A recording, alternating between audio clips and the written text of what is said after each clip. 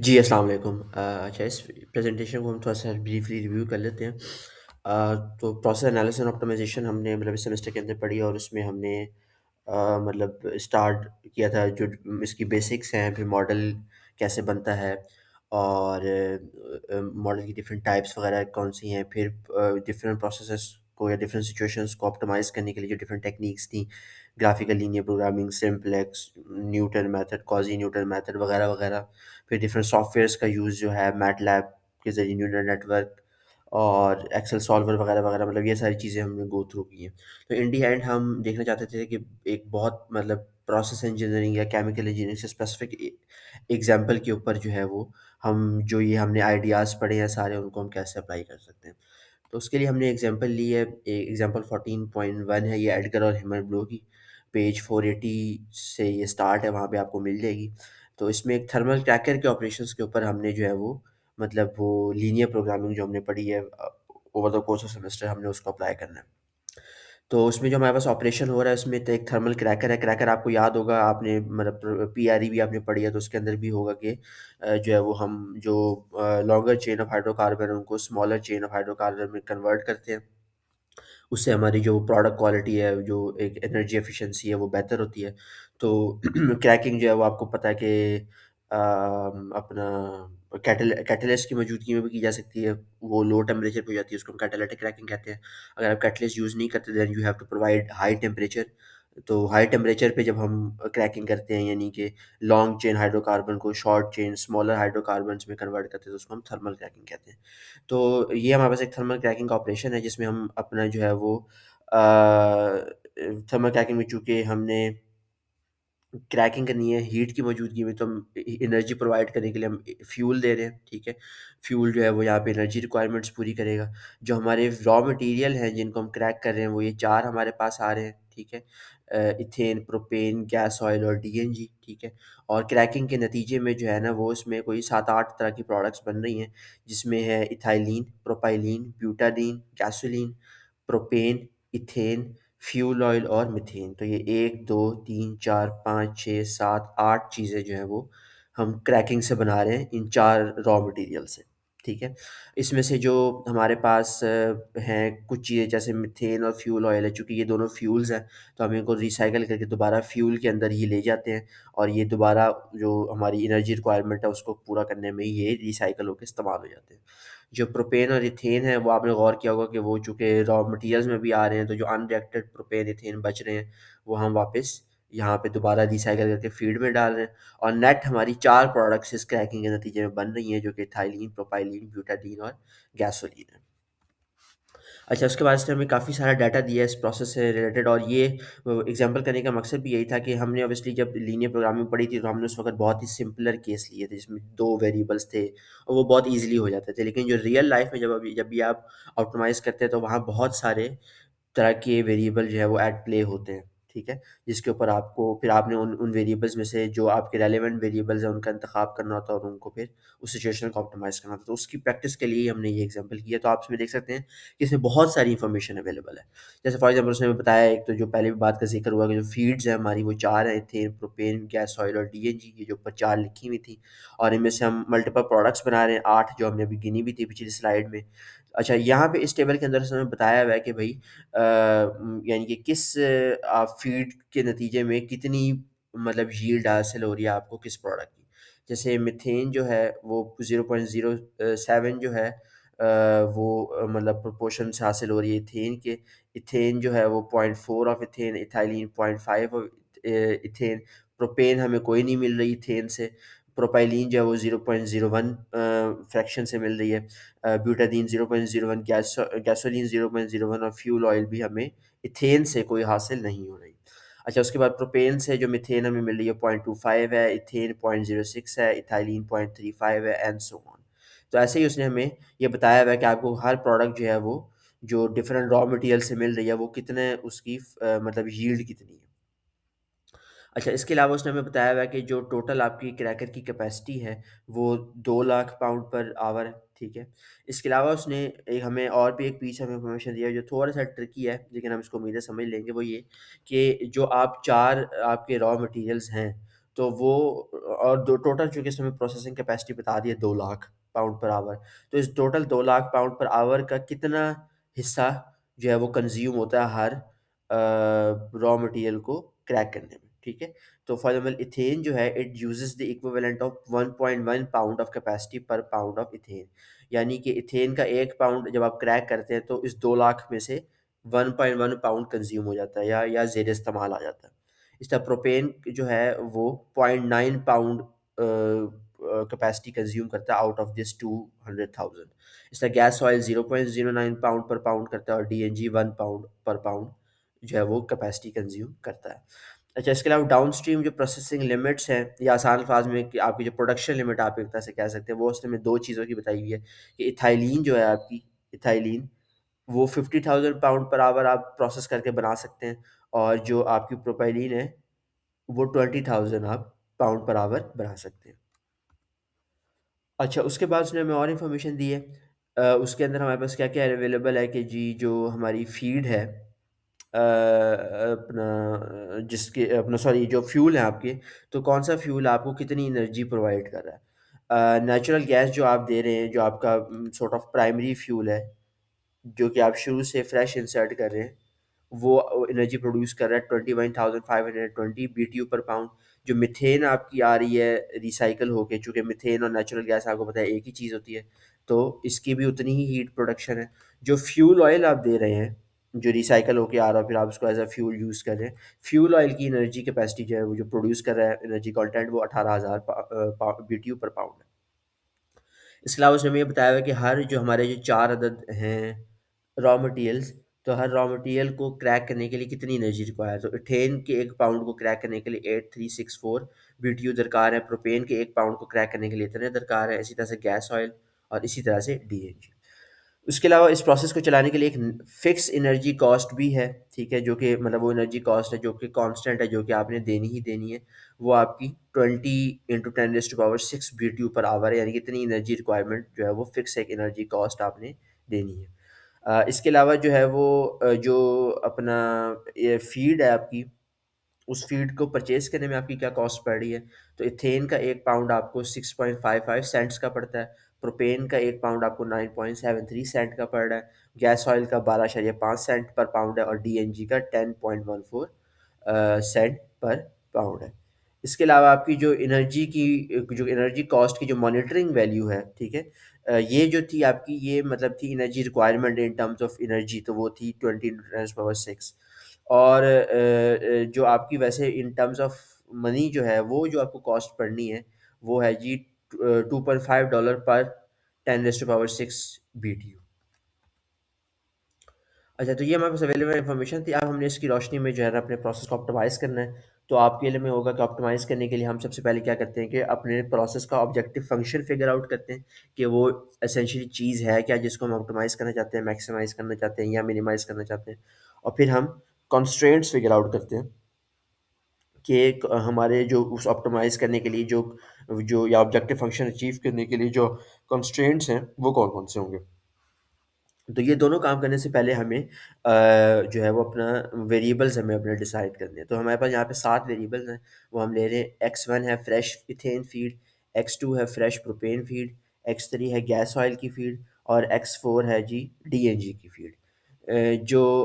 इसके अलावा जो एक्स 5 और एक्स 6 है वो इथेन और प्रोपेन जो आप रिसाइकल कर रहे थे, ये वाले इथेन और प्रोपेन जो आप रिसाइकिल कर रहे हैं, इसको आपने एक्स 5 और एक्स 6 कह दिया और एक्स 7 वो जो आप फ्यूल ऐड कर रहे हैं, इसको आपने एक्स 7 कह दिया। तो ये 7 आपने वेरिएबल्स डिफाइन कर लिए। उसके बाद फिर आपने क्या किया कि हम सबसे पहले ऑब्जेक्टिव फंक्शन बनाते हैं। तो हम प्रॉफिट जो है वो उसको फॉर एग्जांपल अगर ऑब्जेक्टिव फंक्शन लें तो हम इसको मैक्सिमाइज़ करना चाहते हैं प्रॉफिट को ऑब्वियसली, और ऑन एन आवरली बेसिस हम कह सकते हैं कि जो प्रॉफिट है वो क्या होगा। ऑब्वियसली आप I think it's very intuitive कि किसी भी चीज़ का प्रॉफिट जब आपने कैलकुलेट करना है तो वो उस चीज़ जितनी में वो आप चीज़ बेच रहे हैं माइनस जितनी आपकी कॉस्ट आ रही है, ठीक है? तो वो आपका प्रॉफिट होता है। तो product value minus feed cost. Cost हमें चूँकि 2 तरह की पड़ी है, एक तो हमें चीज़ खरीदने की कॉस्ट पड़ी है और दूसरा हमें एनर्जी कॉस्ट पड़ी है। तो product value minus feed cost minus energy cost हमारी जो है ना वो प्रॉफ़िट जो है वो बन जाएगा। अच्छा, अब हम इसको सबसे पहले कैलकुलेट करते हैं ऑब्जेक्टिव फंक्शन को। तो ऑब्जेक्टिव फंक्शन कैलकुलेट करने के लिए हम प्रोडक्ट वैल्यू ले लेते हैं। प्रोडक्ट वैल्यू बेसिकली किस तरह से निकल रही है, हमारे जो चार मतलब चार हम नेट प्रोडक्ट्स हासिल कर रहे हैं। टोटल तो 8 प्रोडक्ट्स बन रही हैं, लेकिन उसमें से 4 ही हम हासिल कर रहे हैं, बाकी जो 4 हैं वो तो in some shape recycle back in process हो रही है। तो जो 4 हम प्रोडक्ट्स हासिल कर रहे हैं, इनकी अगर हम वैल्यू लें, ठीक है, तो वो कैसे होगी मैं आपको एक करके दिखाता हूँ, बाकी आप समझ जाएंगे। इथाइलिन इक्वल्स, हमने बेसिकली मास बैलेंस लगाया है 17.75, ठीक है। ये 17.75 हमारे पास कहाँ से आया, पिछले स्लाइड में भी टेबल था जो मैंने यहाँ भी डाला हुआ है कि थाइलिन की जो कॉस्ट है प्रोडक्ट की, वो है 17.75 सेंट्स पर पाउंड, ठीक है। यानी कि 1 पाउंड इथाइलिन बेचने पे इतने सेंट्स जो हैं वो हमें मिलेंगे। तो 17.75 हो गया सेंट्स पर पाउंड। तो टोटल पाउंड बन कितने रहे हैं उसके लिए हम मास बैलेंस लगाएंगे।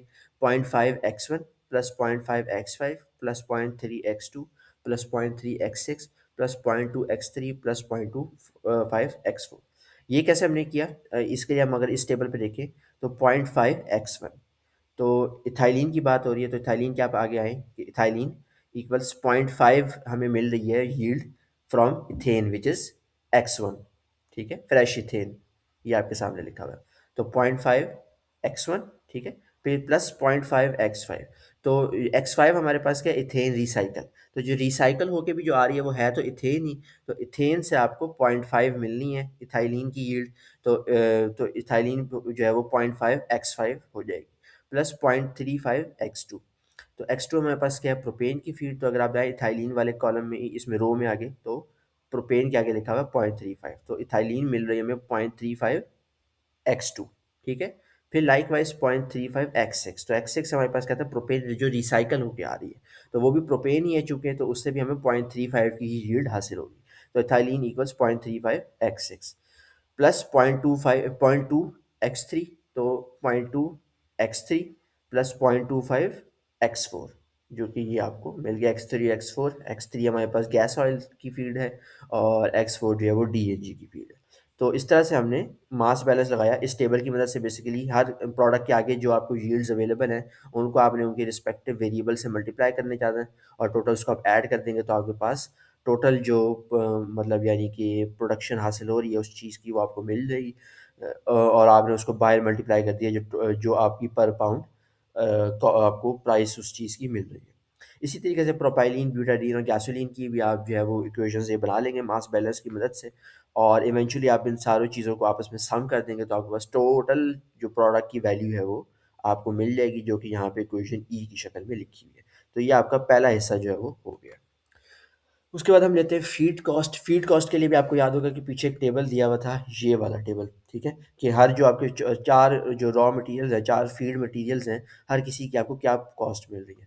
तो ये टेबल हमने यहाँ पे यूटिलाइज किया और टोटल कॉस्ट हम निकाल लेंगे इस तरह से 6.55x1, ठीक है, where x1 was ethane, fresh ethane, plus 9.73x2 plus 12.5x3 plus 10.14x4। अच्छा, यहाँ गौर कीजिएगा कि हमने जो रिसाइकल इथेन और रिसाइकल प्रोपेन है वो हमने नहीं लिए, क्योंकि वो तो हमारे प्रोडक्ट प्रोसेस की ही एक प्रोडक्ट है, ठीक है ना। तो उसकी हमें उस तरह से कोई कॉस्ट तो नहीं पड़ रही, हम उसको परचेज तो नहीं कर रहे, ठीक है। तो यहाँ पे हमने सिर्फ जो हम फ्रेश इथेन और फ्रेश प्रोपेन ले रहे हैं उसी को ही हमने कंसिडर किया है। तो हमने इस तरह से यूजिंग दी पर पाउंड कॉस्ट टेबल हमने फीड कॉस्ट निकाल लिया। तो हमारा दूसरा हिस्सा भी हो गया। तीसरा है एनर्जी कॉस्ट। तो इसमें हमें एनर्जी कॉस्ट बताई हुई है कि वो फिक्स है, ठीक है। आप मतलब आप प्रोसेस में चाहे ज़्यादा प्रोडक्शन करें चाहे कम प्रोडक्शन करें, ये 20 × 10⁻⁶ BTU पर आवर की जो कॉस्ट है वो आपको लगनी ही है। तो चूँकि ये फिक्स कॉस्ट है, तो हम जो है वो इसको क्या कर सकते हैं कि ड्यूरिंग ऑप्टिमाइजेशन हम इसको इग्नोर कर सकते हैं, क्योंकि ऑप्टिमाइजेशन की जाती है वेरिएबल्स की, ठीक है ना, कि मतलब ऐसा यानी कि वेरिएबल जिसकी वैल्यू ज़्यादा हो या कम हो तो हम उसको ऑप्टिमाइज़ करके कम या ज़्यादा करने की कोशिश करते हैं, in the hopes to get the objective function जो भी हमारा है। अब एक चीज़ ने अगर काम ज़्यादा होना ही नहीं है, यानी कि वो कांस्टेंट है, तो उसको ऑप्टिमाइज़ करने का कोई तुक नहीं बनता। तो इस वजह से ड्यूरिंग ऑप्टिमाइज़ेशन हम इसको इग्नोर कर सकते हैं, ठीक है। लेकिन जब हम फाइनल कॉस्ट वगैरह कैलकुलेट कर रहे होंगे तब हम इसको अकाउंट फॉर करेंगे। उस वक़्त हम आपको इंशाल्लाह जब हम आगे चलते हैं तो आपको समझ आ जाएगी इसकी। तो इस तरह से हम सिर्फ एनर्जी कॉस्ट को हम फॉर फ्रॉम ऑब्जेक्टिव फंक्शन फ़िलहाल निकाल सकते हैं। तो यूज़िंग प्रोडक्ट वैल्यू और फीड कॉस्ट हम जो है ना वो इनको अगर आप इसमें सब्ट्रैक्ट कर दें और सॉर्ट आउट करें तो हमारे पास हमारे जो ऑब्जेक्टिव फंक्शन की वैल्यू है वो आ जाएगी, जो कि ये इक्वेशन जी बन गई है ये वाली। तो ये हमारा ऑब्जेक्टिव फंक्शन जो है वो प्रॉफिट का आ गया। उसके बाद हम आते हैं कॉन्स्ट्रेंट्स के ऊपर। तो कॉन्स्ट्रेंट्स भी इसमें काफ़ी सारे बनेंगे यूजिंग दी अवेलेबल डाटा जो उसने हमें दिया है, ठीक है। वंस अगेन ये बेसिकली हमने इससे एक एबिलिटी डेवलप करनी है कि जब किसी भी रियल वर्ल्ड सिनेरियो में बहुत सारी इंफॉर्मेशन दी गई हो तो उसमें से रेलेवेंट इंफॉर्मेशन एक्सट्रैक्ट करना और उससे एक यूजफुल मॉडल बनाना, ये हमें आना चाहिए। यही इस एक्सरसाइज का मकसद है। तो हमें भी उसने फॉर एग्जाम्पल बहुत सारी इंफॉर्मेशन दी थी। उसने हमें ये बताया था कि जी जो कैपेसिटी है क्रैकर की वो 200,000 पाउंड पर आवर है। तो हम इसकी वजह से भी एक कॉन्स्टेंट बना सकते हैं, ठीक है। तो उसने कहा कि क्रैकर कैपेसिटी है 200,000 पाउंड पर आवर। तो उसके बाद उसने ये जो 2000 पाउंड पर आवर है ये हमें मतलब कैसे इसकी हम इक्वेशन बना सकते हैं। आपको याद होगा उसने हमें डाटा दिया हुआ था जी कि हर जो रॉ मटेरियल है वो कितनी कैपेसिटी में से कितना पोर्शन कंज्यूम कर रहा है। तो फॉर एग्जाम्पल इथेन जो है it uses the equivalent of 1.1 pound of capacity per pound of ethane, ठीक है। और इथेन आप दो तरह से क्रैक करवा रहे हैं। एक आप X1 जो फ्रेश इथेन है वो भी क्रैक हो रही है, और फिर जो X5 आपकी रिसाइकल्ड इथेन है वो भी क्रैक हो रही है। तो 1.1 ब्रैकेट में X1 plus X5 in the similar manner plus 0.9 X2 plus X6 यानी कि फ्रेश प्रोपेन और recycle propane plus 0.9 X3 plus 1 X4 यानी कि गैस ऑयल और DNG। तो इस तरह से जो कैपेसिटी की कंजम्पशन है for all of these raw materials या all of these feed materials वो हमने निकाल ली, and the sum of everything in here should be less than और equal to the total capacity जो कि है 200,000 पाउंड्स पर आवर। तो इसको हमने ब्रैकेट्स वगैरह खोल के अंदर मल्टीप्लाई कर देना है। इसको सॉर्ट आउट करेंगे तो you will eventually get this नीटर equation जो कि यहाँ पे लिखी हुई है। उसके बाद जी इसी तरीके से उसने हमें बताया हुआ था कि इथाइलिन की प्रोसेसिंग लिमिट है अच्छा यहाँ पे प्रॉबेबली मिस्टेक है, ठीक है, क्योंकि उसने हमें रॉ जो डाटा है उसमें उसने हमें दिया हुआ है कि जी जो इथाइलिन की प्रोसेसिंग लिमिट है वो 50,000 है और प्रोपाइलिन की जो है वो 20,000 है। तो this is probably a mistake. तो क्योंकि इथाइलिन की उसने 50,000 बताई है सवाल में, लेकिन यहाँ पे उसने उसको 100,000 कर दिया। तो इसको आप देख लीजिएगा। तो बहरहाल जो जितनी प्रोसेसिंग लिमिट है चाहे 100,000 है चाहे 50,000 है, प्रिंसिपल स्टेज द सेम कि जो है जो भी उसकी प्रोसेसिंग लिमिट है यानी कि जितनी हम वो प्रोडक्ट बना सकते हैं, तो हम इसके ऊपर भी मास बैलेंस लगा के एक कंस्ट्रेंट बना सकते हैं। तो अब इथाइलिन हमारी कितनी बन रही है इस दोबारा हम इस टेबल में रेफर करते हैं। Ethylene 0.5 X1 plus 0.35 X2 plus 0.2 X3 plus 0.25 X4 plus once again 0.5 X5 और प्लस 0.35 X6। तो इस तरह से हम इन सबको आपस में ऐड कर देंगे तो ये टोटल वो इथाइलिन की मिकदार है जो कि हम प्रोड्यूस कर रहे हैं। वो जो हम टोटल इथाइलिन प्रोड्यूस कर रहे हैं उसके ऊपर लिमिट लगी हुई है कि that should be less than equal to 100,000 या 50,000 originally, it should be less than our limit. इस तरह से प्रोपाइलिन की लिमिट उसने हमें बताई हुई थी वंस अगेन 20,000। ये जो लिखी हुई है 20,000 पाउंड पर आवर प्रोपाइलिन की प्रोसेसिंग लिमिट, ऐसे ज़्यादा रिप्रोड्यूस नहीं कर सकते आप। तो इसके ऊपर भी हम एक मास बैलेंस लगा सकते हैं जो यहाँ पे आप दोबारा इस टेबल में आएंगे। Propylene should be is equal to 0.01 X1 plus 0.15 X2 plus 0.15 X3 plus 0.18 X4 plus 0.01 X5 plus 0.15 X6 और this the sum of everything in here should be less than और इक्वल टू 20,000। इस तरह से ethane जो है अ, वो हम recycle कर रहे हैं, आपको पता है, ठीक है। वो जो इथेन प्रोड्यूस हो रही है जो कि रिसाइकल हो रही है, मतलब ये वाली इथेन, इसकी भी हम क्वांटिटी जो है वो फिगर आउट कर सकते हैं कि वो कितनी इथेन बनती है कि वो रिसाइकल हो रही है। तो वो इथेन जो है जो हम यहाँ पे दोबारा इस टेबल में आएंगे तो जो इथेन प्रोड्यूस हो रही है that is equal to 0.4 X1 plus 0.4 of itself, क्योंकि ऑब्वियसली जो जो इथेन किसी भी टाइम पे प्रोड्यूस होकर रिसाइकल हो रही है उस इथेन से भी तो आगे फर्दर हमें इथेन मिल रही है। तो 0.4 X1 plus 0.4 X5 plus 0.06 X2 plus 0.06 X6 plus 0.4 X3 plus 0.05 X4। तो ये हमारे पास ये इक्वेशन हो गई। इसको हमने रीअरेंज किया तो हमारे पास ये एक इक्वेशन बन गई। उसी तरह से प्रोपेन रिसाइकल की भी हम यूजिंग द सेम टेबल, ये ठीक है, यूजिंग द सेम टेबल इसी रो से हम जो है वो इसकी भी इक्वेशन बना लेंगे। तो इस तरह से हमने जो डिफरेंट हमारे मटेरियल्स थे उनके ऊपर मास बैलेंस लगाकर हमने उनको कंस्ट्रेंट्स की शक्ल में डेवलप कर लिया। अच्छा, उसके बाद हम ये तो मास बैलेंस से हम एनर्जी बैलेंस की मदद से भी कंस्ट्रेंट फिगर आउट कर सकते हैं। तो उसके लिए हमें उसने एनर्जी का डाटा दिया हुआ है कि टोटल जो है बेसिकली आपको पता है कि एनर्जी बैलेंस लगा लिया तो हमें कितनी एनर्जी हम प्रोवाइड कर रहे हैं, कितनी यानी कि एनर्जी इन जा रही है और फिर कितनी एनर्जी की कंजम्पशन है। तो एनर्जी इन जो हम जा रहे हैं वो हम 3 शक्ल में आपको पता है कि दे रहे हैं। एक तो हम फ्यूल प्रोवाइड कर रहे हैं और 2 चीज़ें हमारी रिसाइकिल होके आ रही हैं, मीथेन और फ्यूल ऑयल। और जो एनर्जी हम दे रहे हैं, ठीक है, वो जो उसने हमें पर पाउंड ऑफ एनर्जी कंटेंट है for each of the fuel, वो भी उसने हमें दिया हुआ है, ठीक है। तो अब इसकी वजह से हम एनर्जी बैलेंस लगा सकते हैं। तो जो फ्यूल हम दे रहे हैं फ्रेश फ्यूल, वो हमें कितनी एनर्जी दे रहा है, 21,520 मल्टीप्लाई बाय x7 प्लस 21,520, यानी कि वो मीथेन जो कि रिसाइकल होकर दोबारा जा रही है, तो वो हमें पर पाउंड इतनी एनर्जी ही दे रही है वंस अगेन। और वो कितनी पाउंड प्रोड्यूस हो रही है उसके लिए हम दोबारा इस टेबल में रेफर करेंगे और इसके ऊपर जो है वो मास बैलेंस लगा लेंगे। तो मीथेन सबसे ऊपर है 0.01 x1 plus 0.25 x2 plus 0.1 x3 plus 0.15 x4, ठीक है, प्लस 0.07 x5 और प्लस 0.25 x6। तो इस तरह से हमने टोटल जो है वो एनर्जी कंजम्पशन निकाल ली, जो कि मीथेन से सॉरी एनर्जी जो हम प्रोवाइड कर रहे हैं वो हमने निकाल लिया, जो कि हम रिसाइकल्ड मीथेन की सूरत में दे रहे हैं, plus fuel oil from cracker. तो जो फ्यूल ऑयल हम रिसाइकल कर रहे हैं वो हमें कितनी एनर्जी दे रहा है, 18,000। और फिर ब्रैकेट में हमने दोबारा मास बैलेंस लगा लिया using the yields given in this table. तो ये हमारे पास टोटल एनर्जी की इनपुट है। इस टोटल ये हमारे पास इक्वेशन एसेंशियली बन गई है। हम सभी ब्रैकेट्स में अंदर चीज़ों को मल्टीप्लाई कर देंगे, उसको थोड़ा नीटली सॉर्ट आउट कर लेंगे, तो हमारे पास इक्वेशन ओ जो है वो हमारी टोटल जो फ्यूल की एनर्जी वैल्यू प्रोवाइड हो रही है इनपुट की शक्ल में, वो हमारे पास यहाँ पर ये आ गई है। उसके बाद एनर्जी रिक्वायर्ड कितना है हमें क्रैकिंग के लिए, ठीक है। तो दैट इज़ बेसिकली इथेन से जो हमारे चारों मतलब यहाँ पे रॉ मटेरियल्स हैं, इथेन को क्रैक करने के लिए हमें कितनी एनर्जी दरकार है, ये भी हमें इस टेबल में गिवन है। तो इथेन के 1 पाउंड को क्रैक करने के लिए 8364 BTU पर पाउंड दरकार होता है। तो 8364 x1 plus x5 plus 5016 x2 plus x6 plus 3900 x3 plus 4553 x4। तो ये सारी चीज़ें जो हैं वो हमने इस तरह से आपस में ऐड कर लिया, इनको दोबारा ब्रैकेट्स के अंदर चीज़ों को मल्टीप्लाई करेंगे और इनको इस तरह से नीटली लिख लेंगे। अच्छा, अब यहाँ पे हमारे पास एनर्जी इन भी आ गई और एनर्जी आउट भी आ गई। अच्छा, ये एनर्जी आउट जो है ये हमारी रिक्वायरमेंट है जो फ्यूल को क्रैक करने के लिए, जो फीड को हमें क्रैक करने के लिए दरकार है, ठीक है।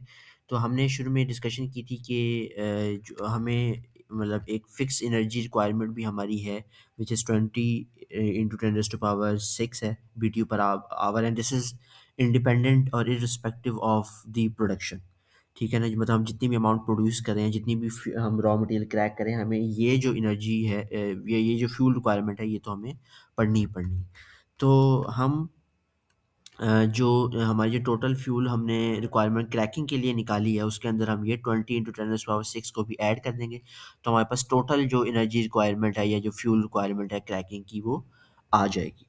तो ये हमारी जो है वो एनर्जी जो हम प्रोवाइड कर रहे हैं, और ये इक्वेशन P प्लस 20 इंटू 10⁻⁶ ये हमारे पास जो टोटल फ्यूल की रिक्वायरमेंट है क्रैकिंग के लिए और प्रोसेस को चलाने के लिए, ये वो आ गई हमारे पास। तो प्रोवाइडेड फ्यूल इक्वल्स जो फ्यूल रिक्वायर्ड फॉर एवरीथिंग। तो इनको हम दोनों इक्वेशंस को जो है ना वो आपस में इक्वल कर लेंगे, ठीक है। तो हमारा एनर्जी बैलेंस कंप्लीट हो जाएगा और उसको थोड़ा सा सॉर्ट आउट कर लेंगे, तो ये हमारे पास एनर्जी बैलेंस की इक्वेशन बन जाएगी, क्यू जिसको हम यहाँ पर कह रहे हैं। तो इस तरह से हमारा ये कॉन्स्टेंट भी कंप्लीट हो जाएगा। तो finally now we have one objective function जो कि हमने ये बनाया था, और 6 कॉन्स्टेंट्स, जिसमें से एक ये है, 2, 3, 4, 5 और 6। तो 6 हमारे पास कॉन्स्टेंट्स हो गए। तो एक ऑब्जेक्टिव फंक्शन और 6 कॉन्स्टेंट के साथ अब हमारा जो मॉडल है वो कंप्लीट हो गया है। प्रोसेस भी आपके सामने है। तो अब हम इसको सॉल्व कर सकते हैं यूजिंग लीनियर प्रोग्रामिंग। अगर आप चाहते हैं तो आप इसको सिंपलेक्स मेथड के ज़रिए बाय हैंड भी सॉल्व कर सकते हैं, it is possible, although it will be very hectic. तो बेहतर ये होगा कि हम इसको सॉल्वर के ज़रिए सॉल्व कर लें, ठीक है। It will be very much convenient, and I will highly recommend कि आप इसको ज़रूर एक दफ़ा हाथ से गो थ्रू करें, तो आपकी सॉल्वर की भी एक अच्छी एक्सरसाइज इसमें हो जाएगी। तो जिस तरह हमने क्लास के अंदर भी हैंड्स ऑन ट्यूटोरियल में डिस्कस किया हुआ है इसको, कि आप जो है वो सॉल्वर अपना एक्टिवेट करके और फिर उसमें आप ऑब्जेक्टिव फंक्शन शीट में पुट करें, अपने कंस्ट्रेंट्स पुट करें और फिर इसको सॉल्वर के ज़रिए सॉल्व करें। तो उसके ज़रिए आप इसको ऑप्टिमाइज़ करके देख सकते हैं। And I will highly highly recommend कि आप इसको ज़रूर ट्राई करें। ठीक है, जो बाकी इसकी और डिटेल्स जो हैं और जो वो आपको once again I will like to refer you back to the textbook जो कि एडगर एंड हिमोग्लो है, पेज 480 से 488।